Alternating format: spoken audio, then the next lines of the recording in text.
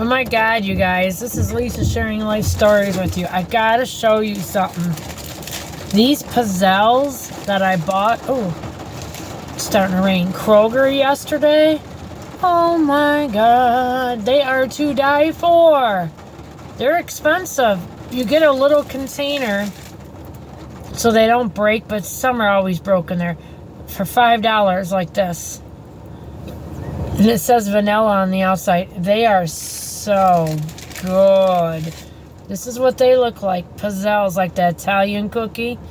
They're very, very, very, very, very good. My husband almost ate the whole box. I took this many to go to work with. I took 1, 2, 3, 4, 5, 6, 7, 8, 9, maybe. And I left him about 9 left. And I'm going to buy some more tomorrow when I get paid. Because I bought him a big thing. I don't know if I showed you guys. Kroger had it on sale. A plastic container about this big full of animal crackers. I see it every night under the coffee table. The animal crackers. I knew he would like them. And they're not loaded with sugar. And it's something he can eat constantly. It's not real fattening and not full of sugar for him. So that was a smart alternative. I'm glad I got him those. He went crazy on the pizzelles and he ate up all the peanut butter Ritz crackers. I got to buy the big container of those at Walmart tomorrow. Walmart. I got to get them. I got to put some makeup on. I'm scared of the regular human race. Anyways, I went round and round with a yo-yo that lives next door yesterday. She kept saying her husband needs help to do it. I'm like, my husband is not going to cut all that tree down for you for nothing. This is the thing, you guys. Let's put it this way. When my mother-in-law used to live there when she was alive, the guy had enough nerve to knock on her window at 11 o'clock at night and ask her for cigarettes, scare an old woman knocking on her living room window. You don't do things like that. That is freaking rude as hell. And I asked her when she was alive, I go, truthfully, how many cigarettes do you think he's gotten from you before we moved in here and never paid you back? She said probably about 5 cartons full, somewhere around that. I go, that's a bunch of bullshit. And you don't knock on, way more than the cigarettes, you don't knock on an old woman's window that lives alone at 11 o'clock at night, you ignorant fool. I swear to God. So, but like I said, I've given them, and I'm not complaining. I'm glad I can help.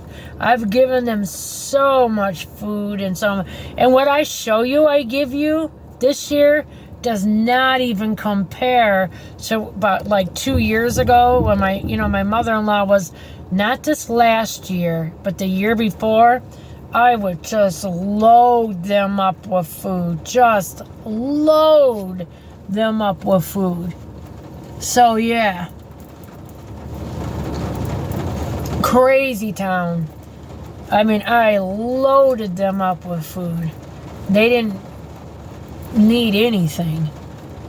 They even told me, oh yeah. And then they started this crap. They wanted to borrow. Can we borrow $5? Because I got no money for gas work to get to work. And they owed the guy at the corner store. And I don't know if he screwed him over. But I think they did.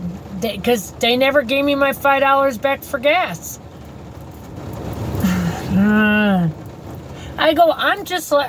What I had to tell them, because they thought they were going to pull this crap over on me next door. I'm poor just like you. My husband, he makes money once in a while, not all the time. Okay?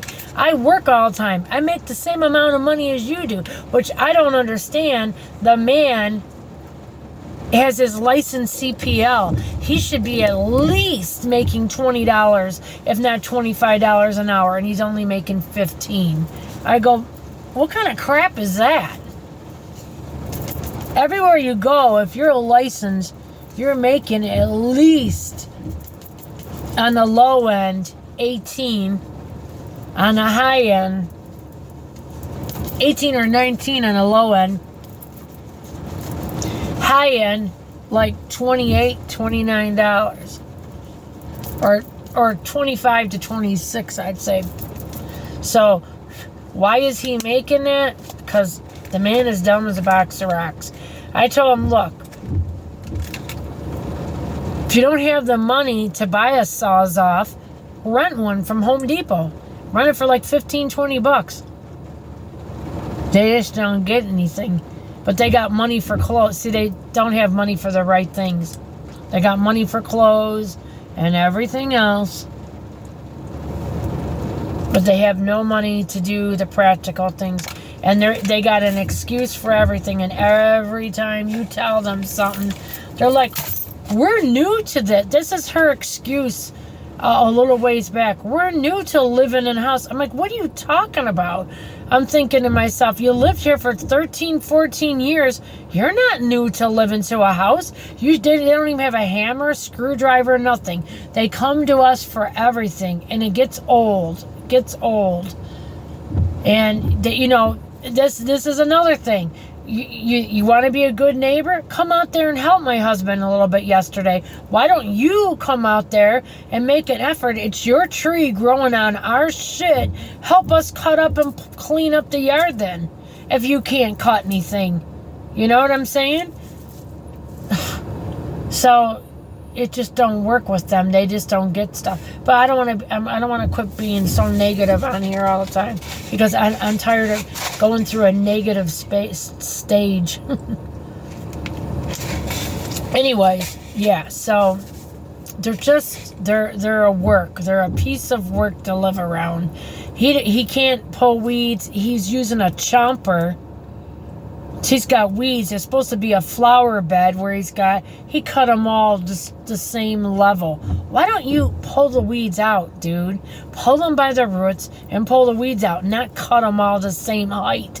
You got weeds. Just like, are you kidding me? Just does everything wrong. I just can't even talk to him because he's just too mentally stupid. I told him, look, he wanted to become a Detroit cop. I talked to a policeman for a half an hour. They came and knocked on my front door. 2 Detroit retired policemen, the nicest men you can imagine, and I gave him such a good review. They talked to the neighbor that lives by the people and asked, what do you know about them? And I gave him an outstanding review for a person, like their character. It's a character check, pretty much what it is. And I gave him a great one. And I go, you keep flunking the test. I told his wife, why don't he talk to one of those policemen and have him help him with the test and tell him what to study for? Instead of, he flunked the test like 6 times. It's just, I don't know. What, somebody who just doesn't get it in life. He's slow, and then she says he's stubborn. That's nothing to be proud of, because he's ignorant.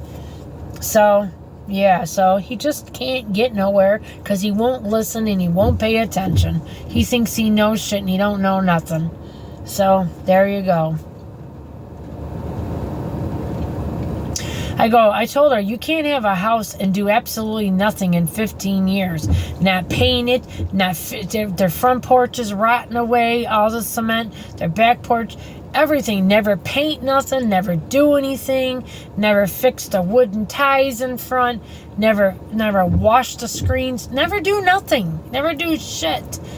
Why? I go, you should live in an apartment. It would save you a lot of money, because you're right away off the get-go, your water's free, and some apartments still have free heat, or they give you a discount in it or something. They just would be a lot better off if they were living in an apartment. I guess they're buying that on land contract, but excuse me, and they're behind on the payments. They're constantly getting their heat and water and everything turned off. And I feel bad, but she don't want to work. She's got an excuse for everything, like him. Oh, I can't work 12 hours a day. It's just too much. She's a security guard like me. And a lot of the jobs like mine are dirt easy. There's no excuse for her.